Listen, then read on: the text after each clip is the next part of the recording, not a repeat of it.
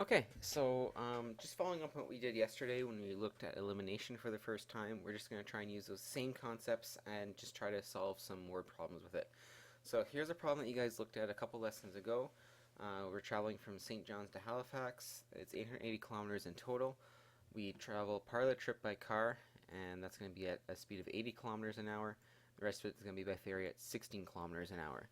We know the total traveling time being 27 hours, and we just want to figure out how long you're spending by car and how long by ferry. And of course, then the distance traveled by car. But first things first, let's worry about the time. So there's a lot going on in this question, so it's very, very helpful to try and organize everything you have into a chart down here. So the way I've split it up is we have cars, we have the part of the trip by car, the part of the trip by ferry, and we're going to look at the distance, speed, and time for each. So the one thing we do know, if we take a look at what we have here, we have 880 kilometers traveled in total. I'm going to make another row for this chart here for our total. And say, okay, our total is going to be 880. We know our speed in the car is 80 kilometers an hour, so let's fill that in here. We know our speed by ferry is going to be 16 kilometers an hour, so we'll throw that in there.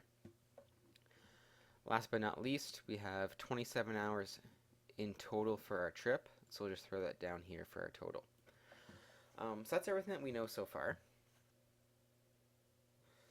And the big thing here is when we're setting up a word problem, we always have to make sure we're defining our variables before we set up our equations. I can't assume that I know if you're defining what x and y are, that I know what they mean. You have to make sure that you're defining them. Now, in this case, because there is a lot of missing information, what I'm going to look at to help me define my variables is I'm looking for the time spent by car and the time spent by ferry. So I'm going to let those be my variables. So I'm going to let x be the time I spend by car and y be the time I spend by ferry. And once I have that, I actually kind of have an equation sort of staring at me. If I look at this last column here, I have spent x hours by car, y hours by ferry, 27 hours in total.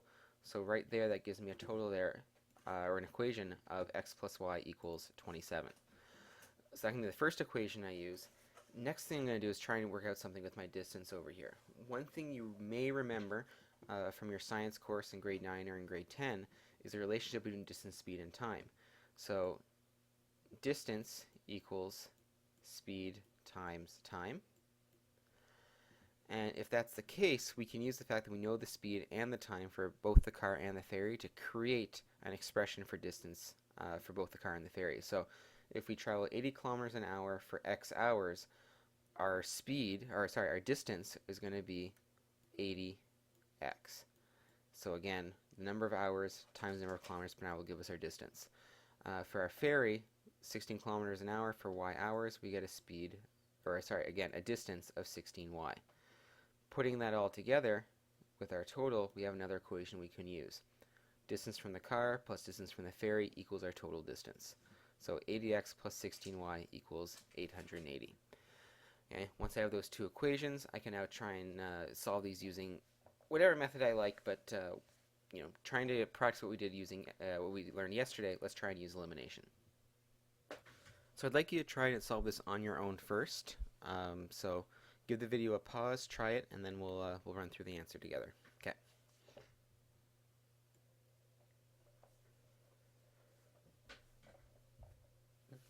Okay, so I'm going to use elimination here. I get to choose first what variable I want to eliminate. So I've got two equations here.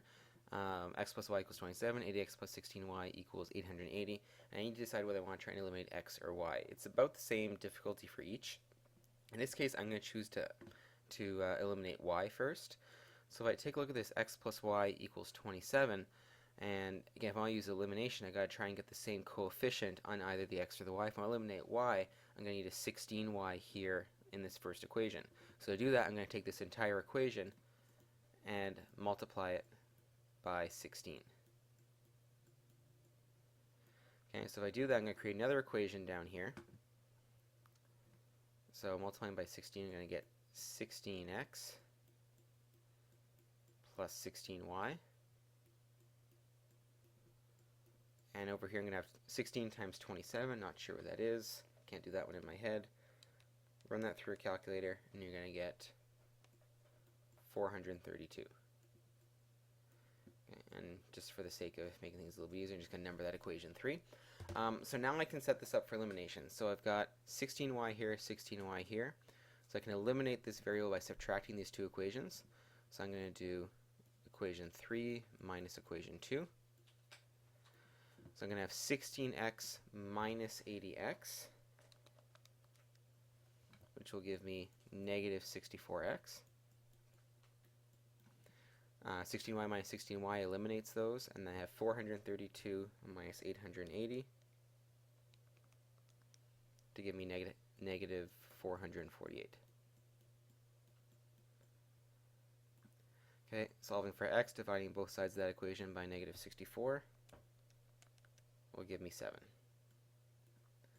Okay, so right away that tells me, again, referring back to my original variables, that I spent 7 hours by car to travel from St. John's to Halifax.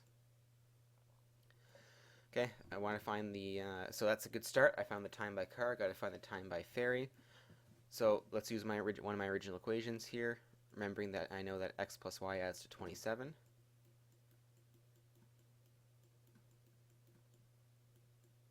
Let's use the fact that x equals 7. That's a really bad 7 there. Let's try that again.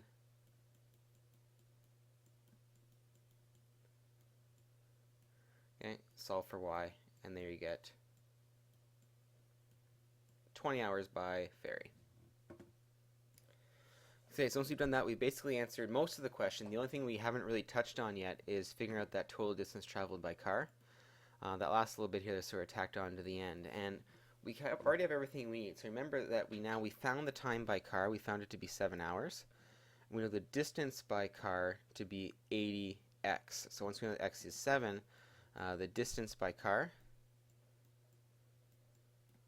will be 80 kilometers an hour times 7 hours, which will give me 560 kilometers total. Okay, it's not too much work there once we have the times to find the distances.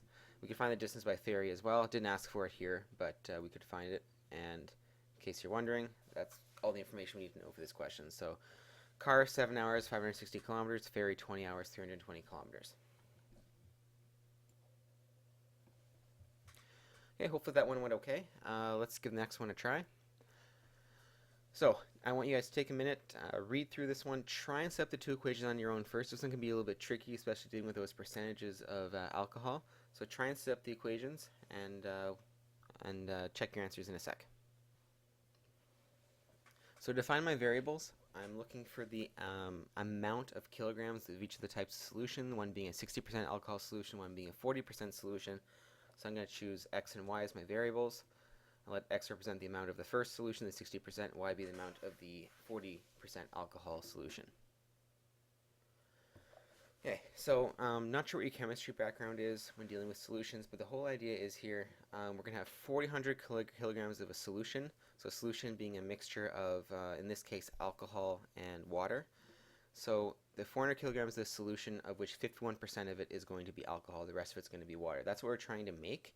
And what we have to create it is a solution that's going to be 60% alcohol with the rest being water, another one being 40% alcohol with the rest being water. So we're going to do some sort of combination of that that's going to create 400 kilograms of a 51% solution. So to create our equations, what we're going to start with is, again, just looking at the total masses that we have. So we're trying to create 400 kilograms in total, and that's going to create, we're going to need a certain amount of each solution there. So we need X amount of the first one, Y amount of the second one to get 400 kilograms in total.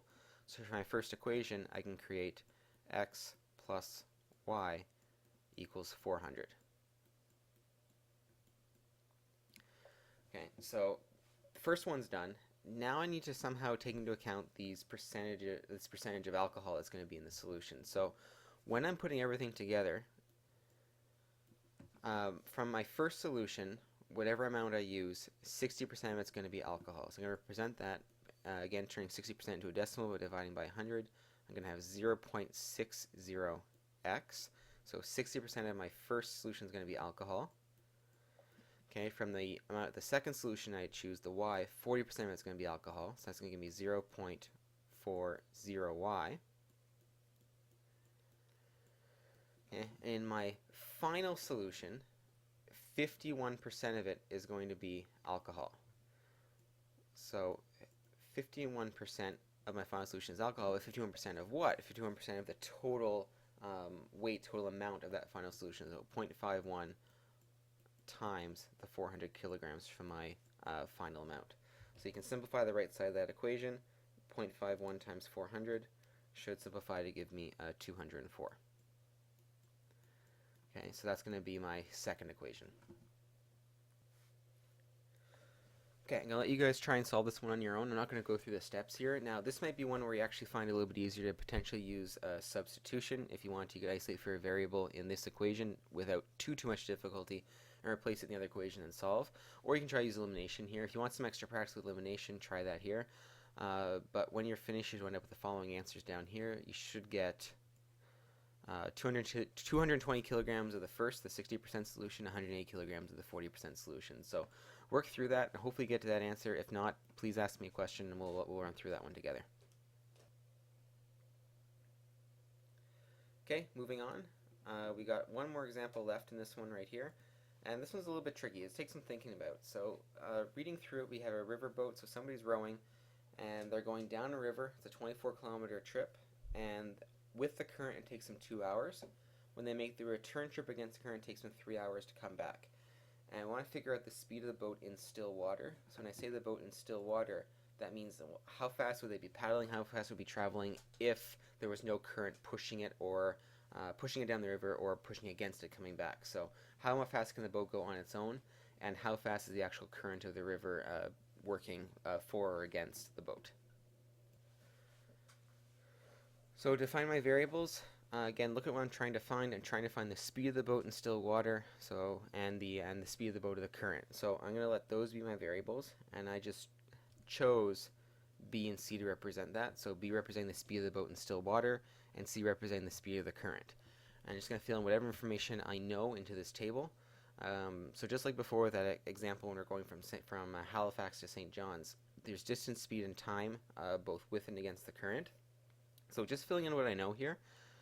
So I know the distance, whether you're going down the river or back up the river, the distance doesn't change. It's still a 24-kilometer trip. So let's just put that in for the distance for each trip. And when we're traveling with the current, it took us 2 hours. Against the current, it took us 3 hours. Okay, so that's what we know right now. We just throw that right into the chart. So the last thing that we need to fill into this chart is information about the speeds. Now, just to help us picture the situation, let's just going to put a boat out here. So this is a Viking ship here. Why not? So let's just picture this boat traveling down the water. So it's going to have some sort of speed it travels at. And that's going to be its speed in still water. That's what it can attain on its own. So we're going to call that B. Okay, and let's just say it's traveling with the current. That means the current's at its back. So whatever speed it's doing, you have this current that has some speed that we're going to call C that's pushing it down the river. So, I mean, making up numbers here, let's say this was on its own, the boat could travel 6 kilometers an hour, and the current's traveling at 2 kilometers an hour. Putting those together, it's going to travel 8 kilometers in total, 8 kilometers per hour, because it's traveling at 6, the current's pushing it at 2, so you add those speeds together to get your total speed. So really what's happening is you're taking the speed of the boat and adding the speed of the current. So with the current, your speed's going to be B plus C. Okay, so to take another approach here, now when he's going back against the current on his return trip, so now he's going to be traveling this way with a certain speed that we're going to call B, and the current's going to be pushing him back.